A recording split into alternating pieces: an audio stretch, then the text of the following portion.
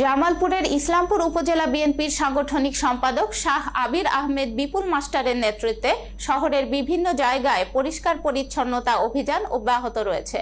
ইসলামপুর পৌরসভার রেলগেট, আশরাফুল উলুম মাদ্রাসার পেছনে ও শহরের বিভিন্ন জায়গায় পবিত্র মাহে রমজানকে সামনে রেখে পরিষ্কার পরিচ্ছন্ন করা হয়েছে। বিস্তারিত দেখুন রফিকুল ইসলামের রিপোর্টে। এ সময় উপস্থিত ছিলেন স্বেচ্ছাসেবী সংগঠনের কবি, নাট্যকার, শিক্ষক সৈয়দ মাসুদুর রহমান রাজা, প্রকাশ পণ্ডিত, নাসিবুর রহমান সোহেল, মোহাম্মদ তুষার সহ আরো অনেকে। এ সময় বিপুল মাস্টার বলেন, পরিষ্কার পরিচ্ছন্নতা ইমানের অঙ্গ। আমাদের পরিবেশ ও সমাজকে ভালো রাখতে হলে সবাইকে সচেতন হতে হবে।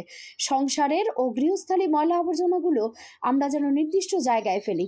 পৌর প্রশাসকের দৃষ্টি আকর্ষণ করে তিনি বলেন, যেসব জায়গায় ময়লা আবর্জনার স্তূপ রয়েছে সেখানে যেন ডাস্টবিনের ব্যবস্থা করা হয়। এখানে আপনি পরিষ্কার পরিচ্ছন্ন করাচ্ছেন লোকজন দিয়ে।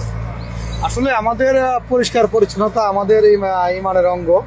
পরিষ্কার পরিচ্ছন্নতা থাকার সর্বশ্রেষ্ঠ বলে আমার সচেতন থাকতে হবে।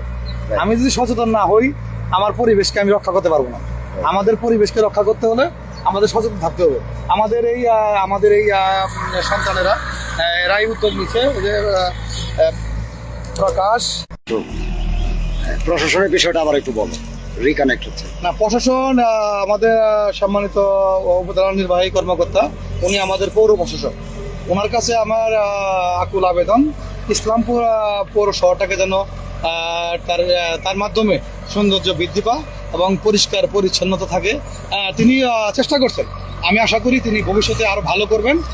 তাদের কাছে আমাদের আকুল আবেদন, সবিনয় নিবেদন, তিনি যেন আমাদের পৌরসভাটাকে একটা নাগরিকদের